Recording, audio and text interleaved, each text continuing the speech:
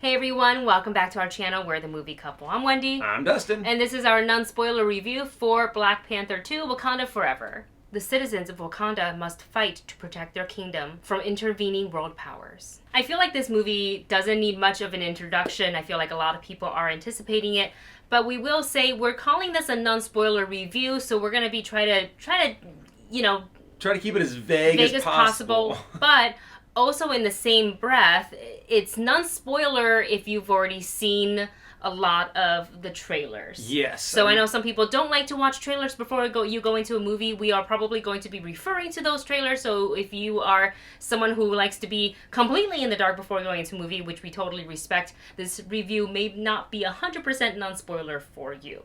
And if you like our reviews here on the channel, please hit that subscribe button so you don't miss any of our new videos. I think in almost every single reaction that we did for Wakanda Forever, I shed tears because it's one of those losses that was so huge, so no one really saw it coming. I still remember the day that, I logged on social media and found out, and I was shocked. So this movie, I feel like, the cast and crew, Ryan Coogler said specifically this movie was going to pay tribute to Chadwick Boseman. And they really, really did that. And it was felt throughout the whole film. So there's definitely, an emotional watch, I will say. And I'm not saying, we sat there, I don't know about you, because I actually haven't talked to you about your viewing experience, because we saw it separately.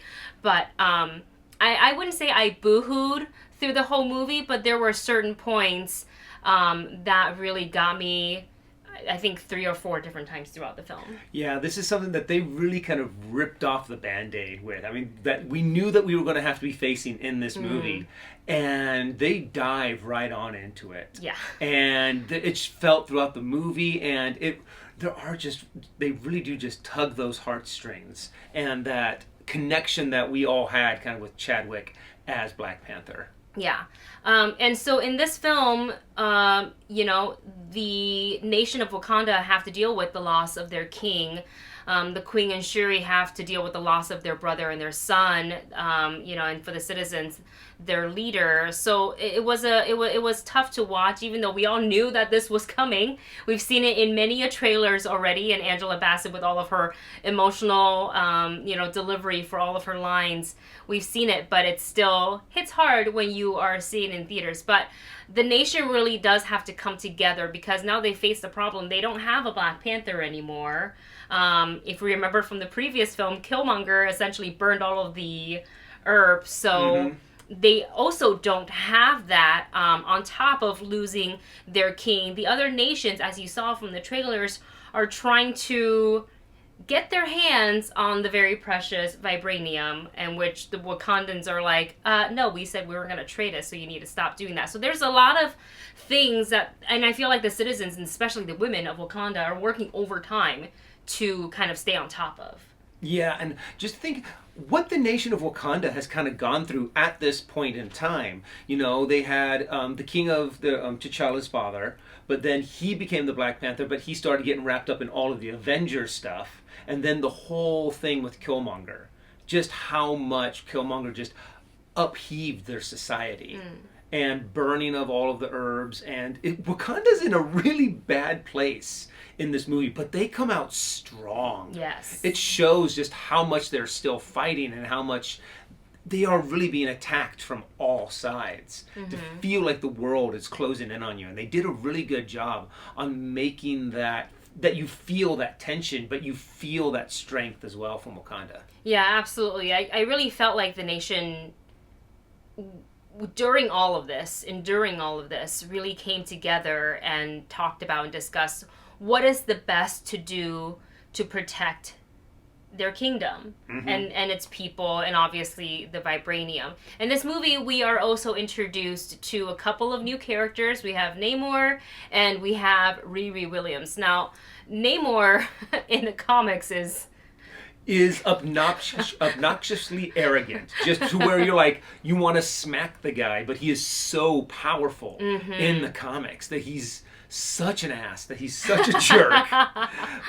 But yet they did a good job, I think, in kind of converting that for a movie-going audience to where you can see where the arrogance would come from. Right. You know? Where what he believes in, you can kind of like, okay, I see why you want to do things that you do, but the method he goes about doing it is not great. The choices aren't great. But he also comes from like, what's the best for my people, for my kingdom. And they definitely toned down on the arrogance of which I was kind of surprised, but I feel like Ryan Coogler is really, really good doing that with his villains.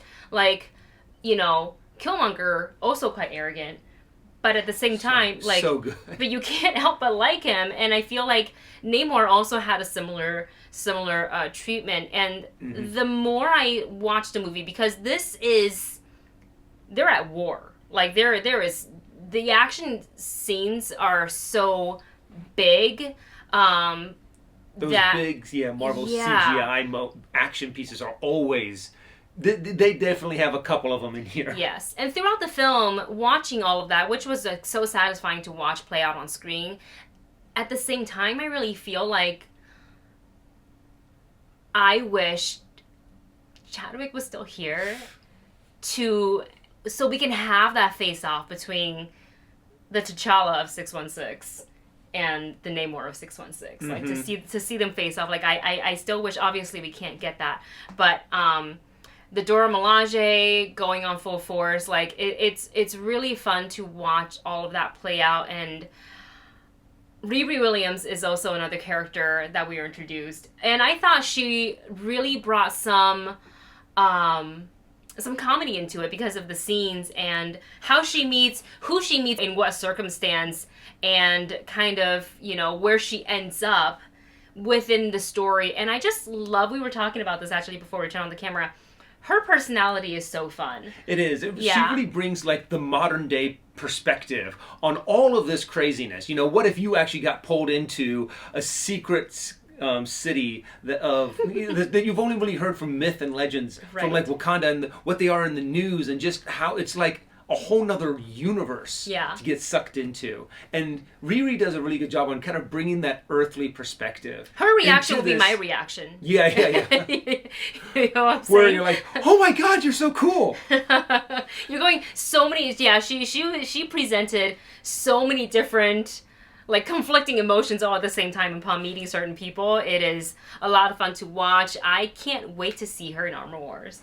Like, that's going to be a lot of fun. I think this was a great introduction for Riri Williams in this movie. And I'm really excited what we've heard a little bit about Ironheart from D23, and what it's going to be is a little bit of that mix of technology and magic. Yeah. But all the characters in this movie did a great job of just bringing more depth, more character to the entire movie. But I still have to admit, even though I loved everyone's performance, there was one big thing missing, and that was Chadwick. You do kind of feel it, and I really wanted it, and I miss him. Yeah. I really miss his performance as T'Challa, and I loved what he was still able to do in, like, What If, and that was our last little bit of him that we got. Yeah. But I still miss him so much in this movie. Yeah, I feel exactly the same way. I think the cast, their performance is tremendous.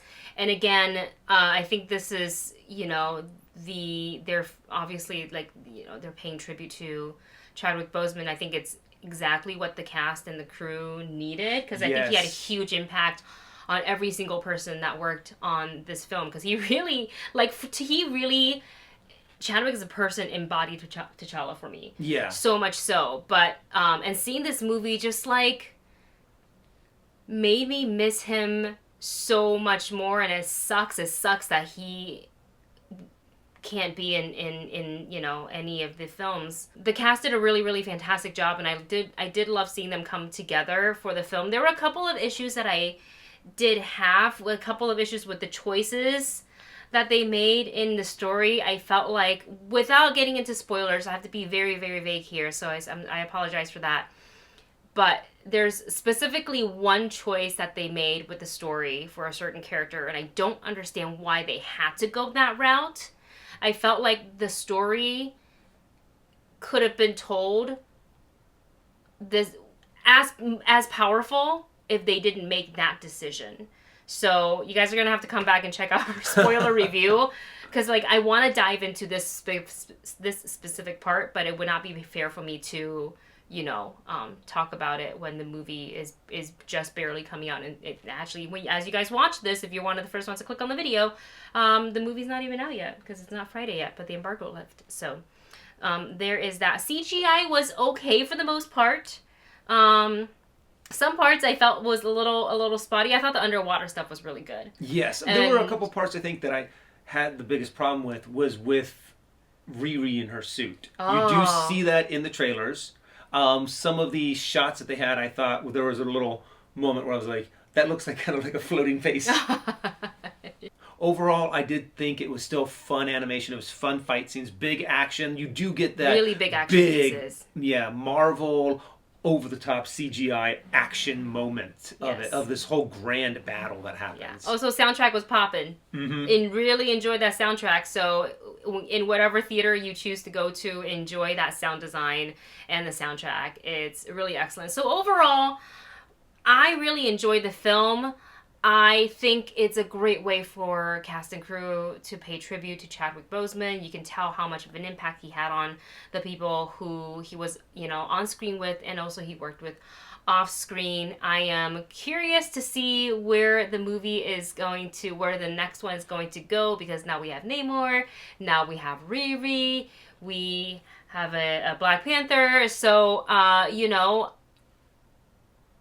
curious, and I can't wait to see in what direction they take the next one, assuming we get a Black Panther 3. Yeah, well, I feel like that's kind of easy to assume that we're going to get a Black Panther 3. And we know we're going to be building up to something, because with all of this, we're going into the multiverse saga. Yes. We don't know exactly what we're going to be able to pull out of there and what we're going to be able to transition into. So I'm still really excited for the future of Marvel. And this is the end of Phase 4. Yeah. This is the end cap. So now everything after this is we are now heading into that multiverse. Yeah, absolutely. So things are going to start getting really crazy. Yes, they are. So with that, we're going to go ahead and give you our rating for Wakanda Forever, and our rating system is listed below if you want to check that out. I got to give this a see it opening night, especially, big marquee Marvel films. There is, and I say this not just because I'm a fan of the MCU, of the Black Panther, franchise, if you will, but also people tend to get very excited and want to talk about what they saw. Spoilers, who cares, right? That is actually a really good point. Yeah, so that's why I would recommend catch it opening night, because it's a great story. I appreciate what the cast and crew, like, their performances is so tremendous, and like really big action pieces. So there you go.